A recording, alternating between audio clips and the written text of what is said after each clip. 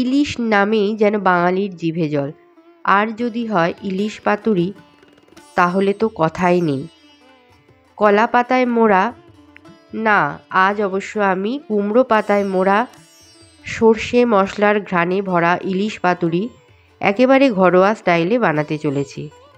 নমস্কার বন্ধুরা, আমি মধুমিতা। আমার চ্যানেল ননভেজ নিরামিষে আপনাদের সবাইকে জানাই স্বাগত।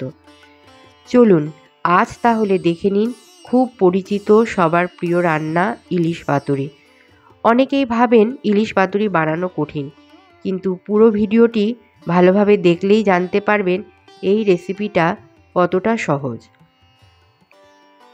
আমি এখানে 6 পিস ইলিশ মাছ নিয়েছি। মাছগুলোতে এবার নুন হলুদ দিয়ে দেব, তারপর ভালো করে মাছের গায়ে এগুলো লাগিয়ে দেব। এবার এক পাশে সরিয়ে রেখেছি। এবার আমি একটা মশলা তৈরি করে নেব। তার জন্য আমি নিয়েছি সাদা সর্ষে কালো সর্ষে একসঙ্গে নিয়ে 4 টেবিল চামচ, আর সাথে দিয়েছি 4 টেবিল চামচ ডেসিকেটেড কোকোনাট। সর্ষেটা আমি একটু সময়ের জন্য গরম জলে ভিজিয়ে রেখেছিলাম। এরপর দিয়ে দিয়েছি 4 থেকে 5টা কাঁচা লঙ্কা। আপনারা যে যেরকম ঝাল খান সেই বুঝে ঝালটা দেবেন। আর ডেসিকেটেড কোকোনাটের বদলে আপনারা ফ্রেশ নারকেল কোড়াও দিতে পারেন। এরপর কুমড়ো শাক থেকে পাতাগুলোকে এইভাবে আমি কেটে নিচ্ছি।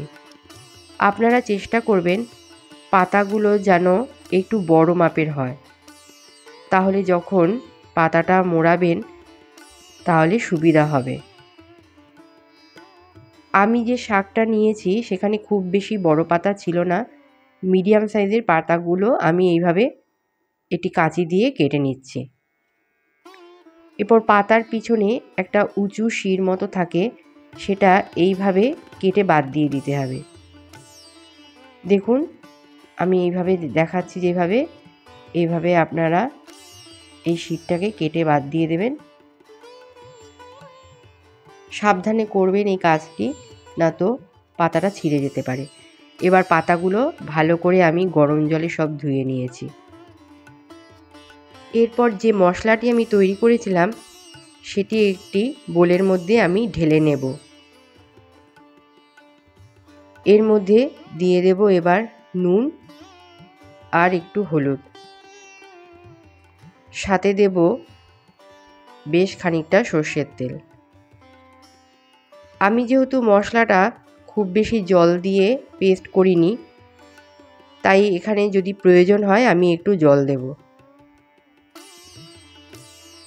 আমি অল্প পরিমাণে একটু জল দিয়ে ভালো করে সব কিছু মিশিয়ে নিয়েছি মশলাটা। এরপর মাছগুলো আমি দিয়ে দেব এর মধ্যে। মশলাগুলো ভালো করে মাছের গায়ে লাগিয়ে নিতে হবে।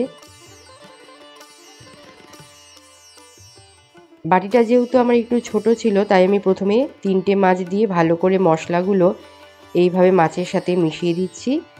তারপর পরে আবার 3টে মাছ আমি দেব।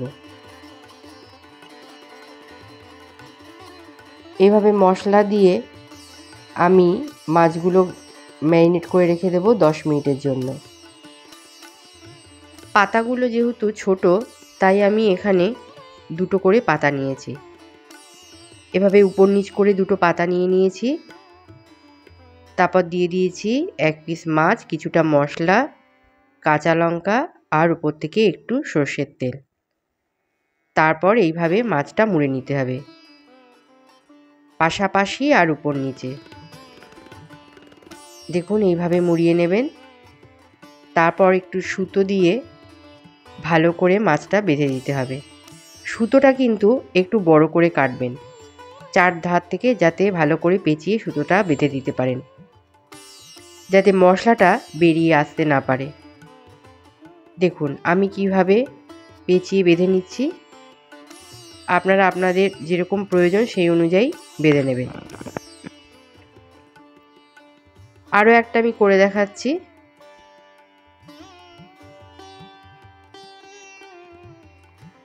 গরম ভাত আর ইলিশ পাতুরি এই জুটির কিন্তু কোনো তুলনা হয় না। আর এখন তো বাইরে প্রায় বৃষ্টি হচ্ছে।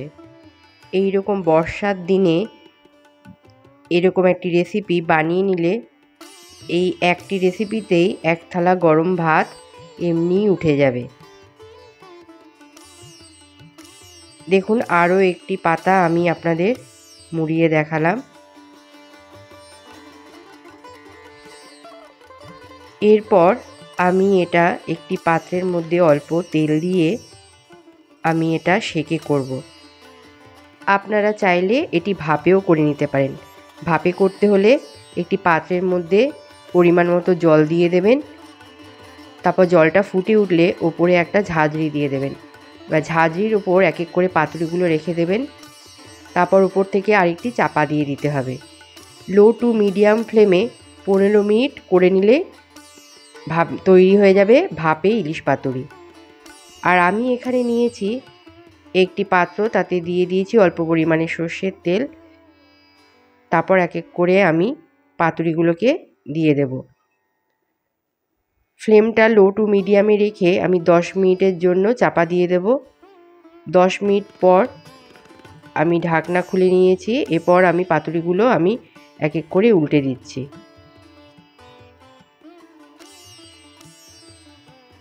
দেখুন, একটা পিঠে কীরকম রং ধরে গেছে। এভাবে পাতুরিগুলোকে সব আমি উল্টে দেব।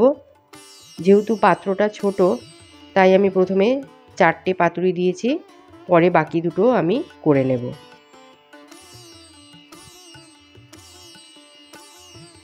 এভাবে উল্টে পাল্টে দেওয়ার পর আমি আবার একটু সময়ের জন্য চাপা দেব। 5 মিনিট পর চাপা খুলে নেব। এইভাবে খুব সহজে তৈরি হয়ে গেল ইলিশ পাতুরি। গরম ভাত আর এই পাতুরি একসাথে খেলে কিন্তু মন একদম ভরে যাবে। আর আমার রেসিপি যদি আপনাদের ভালো লাগে তাহলে শুধু লাইক নয়, অতি অবশ্যই এই রেসিপি বাড়িতে তৈরি করুন আর আমাকে কমেন্ট করে জানান কেমন লাগলো আপনাদের। যদি ভালো লাগে তাহলে আত্মীয় ও বন্ধুদের মধ্যেও আমার এই রান্না শেয়ার করতে পারেন। আর আপনি যদি আমার পরিবারের নতুন সদস্য হন তাহলে চ্যানেলটিকে সাবস্ক্রাইব করে পাশে থাকা বেল আইকনটি অবশ্যই ক্লিক করবেন। আজকের মতন তাহলে বিদায় নিচ্ছি। আবারও কোনো একদিন হাজির হব নতুন কোনো রেসিপি নিয়ে। ততক্ষণের জন্য সবাই ভালো থাকুন, সুস্থ থাকুন। ধন্যবাদ।